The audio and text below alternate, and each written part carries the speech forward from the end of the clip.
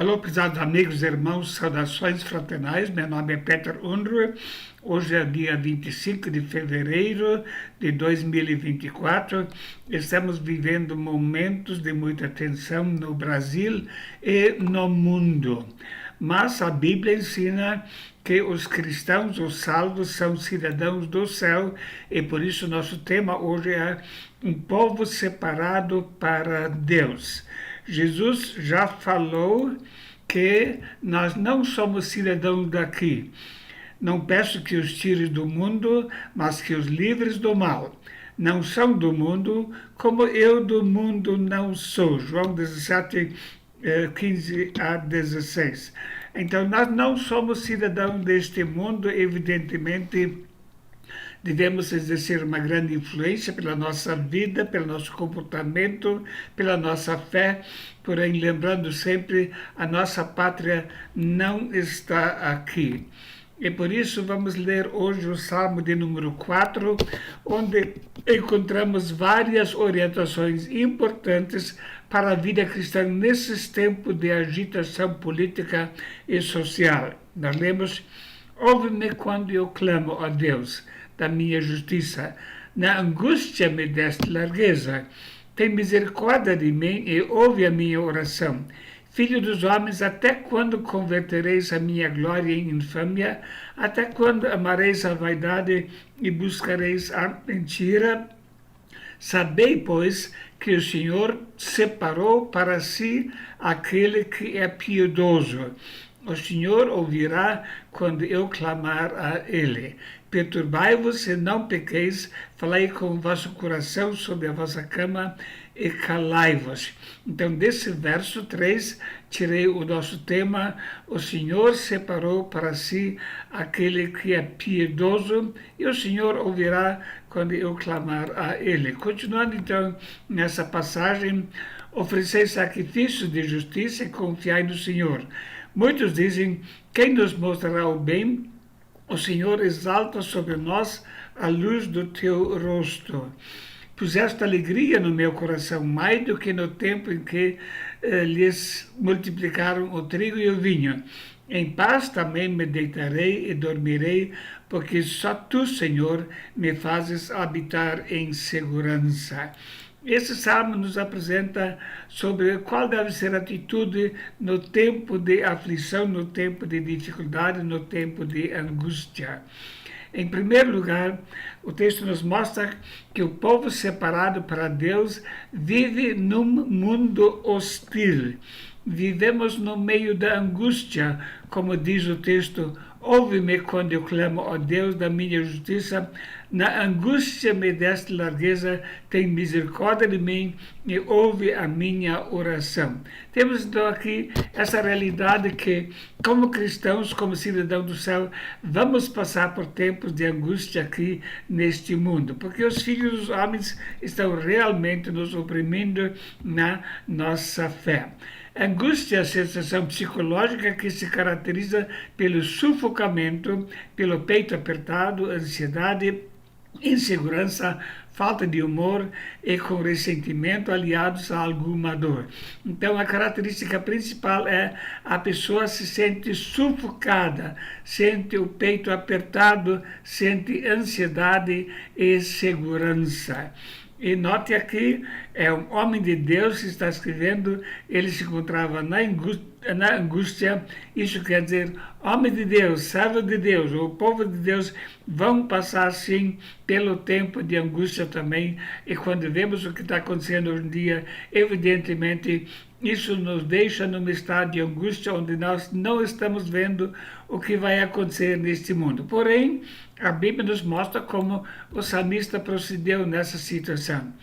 Eu me lembro, fui várias vezes para a União Soviética, e como os jornais naquela época estavam publicando que os cristãos estavam sacrificando seus filhos nas escolas a respeito de mortes e assim por diante, era tudo mentira. E o texto diz: convertereis a minha glória em infâmia, até quando amareis a vaidade e buscareis a mentira? Sim, o mundo perdido, o mundo perverso, realmente fala muitas mentiras a respeito do povo de Deus. Querem difamar, querem destruir o testemunho que nós temos perante o mundo como cidadão do céu, como luz do mundo e como sal da terra, como pessoas que brilham como astros através do seu testemunho. Então, havia antigamente muitos países ocidentais que estavam realmente se destacando na defesa da liberdade religiosa. E entre esses países havia 3 que se destacavam: a Inglaterra, Estados Unidos e também Canadá. Até nas suas constituições havia artigos defendendo, assim, de uma forma muito categórica, a liberdade do exercício da fé. Porém, isso hoje em dia mudou. Esses países, junto com outros, estão realmente reprimindo essa liberdade, querendo se adaptar aos princípios que são contra a palavra de Deus. E acontecem muitos fatos que a imprensa não conta. Nós não ficamos sabendo através da imprensa, somente através de pesquisas na internet, ficamos sabendo de certos fatos. Vamos citar algum desses fatos. De 2001 até atualmente, cerca de 5.191 cristãos foram mortos no Canadá por causa da sua fé. Não foi diretamente pelo governo, porém o governo consentiu que maometanos perseguissem os cristãos, que os matassem, e depois alegaram: isso é aceitável, dá para suportar isso. Ou 60 igrejas queimadas e pastores presos por não concordarem com a ideologia do gênero. Também no Canadá, aquele que antigamente defendia a liberdade religiosa. É para ser votado nos próximos dias uma nova resolução, Bill C-367. Essa trata da questão da liberdade religiosa e, se aprovada, vai causar um grande impacto na questão da defesa da fé. Consta que citar a Bíblia para defender as suas convicções é discurso de ódio e, portanto, é crime. A pessoa não pode dizer: eu creio assim porque a Bíblia ensina assim. Isso já é visto como discurso de ódio. É impressionante como em volta do mundo, inclusive aqui no Brasil, qualquer coisa que se fala contra aquilo que essas pessoas desejam promover é taxado como discurso de ódio. E se isso for aprovado, nenhum canadense terá o direito legal de dizer: eu creio assim, eu não aceito a ideologia do gênero, porque isso é contra a Bíblia. Citou a Bíblia, já é visto como fazendo um discurso de ódio. Evidentemente, nós como cristãos não vamos nos submeter a isso. Pecado é pecado e precisa ser citado, sim. A revista Igreja Perseguida relatório aponta violações da liberdade religiosa em países ocidentais. O relatório revela aumento alarmante de violações da liberdade religiosa contra cristãos no Ocidente. Isso acontece na Europa, acontece nos Estados Unidos, acontece no Canadá. Pessoas, por expressarem publicamente a sua fé e se oporem a princípios que vão contra Deus e contra a Bíblia, são presas, são multadas e privadas da sua liberdade. Além disso, a perseguição no mundo maometano. Na Nigéria, entre 2009 e 2023, 50.000 cristãos foram mortos, 18.000 igrejas queimadas e 2.200 escolas cristãs foram queimadas. Quer dizer, a perseguição não vem somente do Ocidente, mas também em países maometanos. Recebemos nessa semana de Heidi Becker um relato que 14 igrejas foram queimadas e pastores mortos em Moçambique. Ela pede: ore por nós. E isso aconteceu nos últimos dias. Quer dizer, os cristãos estão sendo perseguidos por causa da sua fé. Basicamente, tem três grupos que estão perseguindo os cristãos. Os comunistas, especialmente Coreia do Norte, China, assim por diante. Os islamitas, em alguns países de uma forma mais agressiva, em outros países mais escondido. E, finalmente, o globalismo.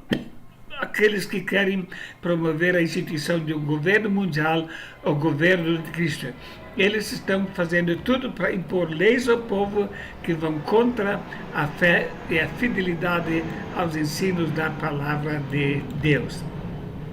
Então, o jornalista O'Brien, ele escreveu um artigo com a pergunta: vale a pena continuar a luta? Ele cita uma série de fatos sobre o artigo América sob ataque. Tudo que era sagrado para o povo americano foi destruído, diz ele. Os princípios da família cristã, através da ideologia do gênero, a questão da sexualidade, a questão da família cristã, a questão da obediência às autoridades. Então, todos os valores básicos que a sociedade americana tinha na sua Constituição estão destruindo. Então, ele diz, vale a pena lutar ainda? Será que vamos conseguir alguma coisa? Ele cita, então, uma palavra de Jesus: tendo estado todos esses dias convosco no templo e não estendestes as mãos contra mim, mas esta é a vossa hora e o poder das trevas. Quer dizer, ele vê que esse é o tempo do poder das trevas e a situação não vai mudar. Qual é o conselho que ele dá, então, para seus leitores? Fiquem com o livro, quer dizer, a palavra de Deus. Nós devemos ficar firme com o livro, com a palavra de Deus, obedecendo mesmo quando isso custe a nossa própria vida. Em segundo lugar, o povo separado para Deus ora a Deus. Essa é uma das áreas mais importantes destacadas no Salmo de número 4. Sabei, pois, que o Senhor separou para si aquele que é piedoso. O Senhor ouvirá quando eu clamar a Ele. Então, um dos melhores recursos que nós temos é a nossa oração. Clamar a Deus para que Ele mantenha o controle sobre a nossa vida. O apóstolo Paulo escreve: e também todos os que piamente querem viver em Cristo Jesus padecerão perseguições. Quer dizer, perseguições já estão previstas na palavra de Deus e nós precisamos contar com isso, mas temos um maravilhoso recurso da oração para Deus nos proteger mesmo na perseguição. E temos exemplos lindos da vida de oração na Bíblia, por exemplo, Daniel e seus amigos lá na Babilônia. Quando Nabucodonosor tinha feito aquela grande imagem e quando os amigos de Daniel não se prostraram, então ele diz: agora, pois, se estáis prontos, quando ouvirdes o som da buzina, da flauta, da harpa, da sambuca, do satélio, da gaita, dos foles e de toda espécie de música, para vos prostrades e adorades a estátua que fiz, bom é. Mas se não a adorades, sereis lançados na mesma hora dentro da fornalha de fogo ardente. E quem é o Deus que vos poderá livrar das minhas mãos? Quer dizer, aqui ele estava realmente desafiando o próprio Deus. Quem é Deus que pode vos libertar das minhas mãos? Esses três não camuflaram a sua fé, eles deram seu testemunho publicamente. Nós não vamos nos ajoelhar perante essa imagem. E disseram: eis que o nosso Deus, a quem nós servimos, a quem nos pode livrar. Ele nos livrará da fornalha de fogo ardente e da tua mão, ó rei. Então, note aqui como havia uma comunhão íntima entre esses amigos de Daniel e Deus, uma confiança completa. Ele tem poder, o nosso Deus tem poder para nos libertar em qualquer situação. Também Daniel orou com as janelas abertas 3 vezes ao dia. Daniel, pois, quando soube que o edito estava assinado, entrou em sua casa. Ora, havia no seu quarto janelas abertas do lado de Jerusalém. E 3 vezes no dia se punha de joelhos e orava e dava graças diante do seu Deus, como também antes costumava fazer. Vemos aqui o homem de Deus com uma confiança completa no poder de Deus. Ele orava e dava graça a Deus, porque sabia que a sua vida estava na mão de Deus, e o Deus que é muito mais poderoso do que qualquer inimigo que possamos ter aqui nesta vida. A Bíblia diz, na continuação do Salmo 4, oferecei sacrifício de justiça e confiai no Senhor. Muitos dizem, quem nos mostrará o bem? Senhor, exalta sobre nós a luz do teu rosto. Então, esse desafio, quem vai mostrar o bem para vocês ainda? Confiai no Senhor. Ele vai cuidar. Eu creio firmemente que nós vamos ainda passar por tempos bem difíceis aqui também no nosso país como no mundo. Mas um recurso maravilhoso que nós temos é a nossa vida de oração. Você tem participado das reuniões de oração na sua igreja, tem sido fiel em cultivar essa comunhão com Deus e com os irmãos. Em terceiro lugar, o povo separado para Deus recebe alegria, paz e segurança. O Senhor ouvirá quando eu clamar a Ele. Quer dizer, eu tenho certeza que Deus vai atender as minhas orações, Ele vai ouvir, eu nunca estou sozinho. Ele conclui o texto, puseste alegria no meu coração, mais do que no tempo em que se lhes multiplicaram o trigo e o vinho. Em paz também me deitarei e dormirei, porque só tu, Senhor, me fazes habitar em segurança. Veja aqui 3 promessas maravilhosas. Alegria no coração no meio da perseguição. Paz no coração também para dormir no meio de tempos difíceis. E segurança, porque só Deus nos pode fazer habitar em segurança. Nenhum governante político tem esse poder, por melhores intenções que a pessoa possa ter. Mas, realmente, quem pode nos dar a segurança é somente o nosso Deus. Em nossos dias, 2 povos estão sendo muito perseguidos: a Igreja de Cristo e também o povo de Israel, porque o inimigo não quer que as promessas de Deus vão se concretizar. Podemos confiar, Deus está no controle. O apóstolo Pedro escreve, mas alegrai-vos no fato de seres participantes das aflições de Cristo, para que também na revelação da sua glória vos regozijeis e vos alegreis. Paulo e Silas mostraram essa alegria quando estavam presos por causa da sua fé. Lembro de ter ouvido no relatório do missionário, houve uma perseguição e o missionário do exterior estava naquele país e alguém disse, se esconde dentro dessa baraca, os perseguidores estão vindo.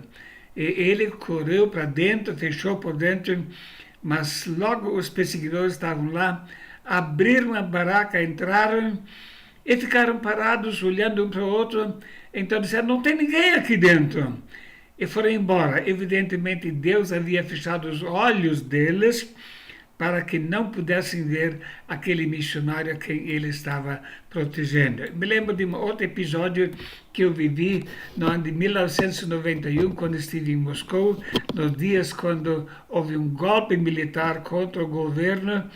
Estávamos lá na Praça Vermelha, rodeado de tanques, fomos seguidos. De noite, um missionário telefonou para casa onde estávamos hospedados e disse, por favor, me leve imediatamente para o aeroporto, porque ouvi na BBC de Londres que a guerra vai começar essa noite.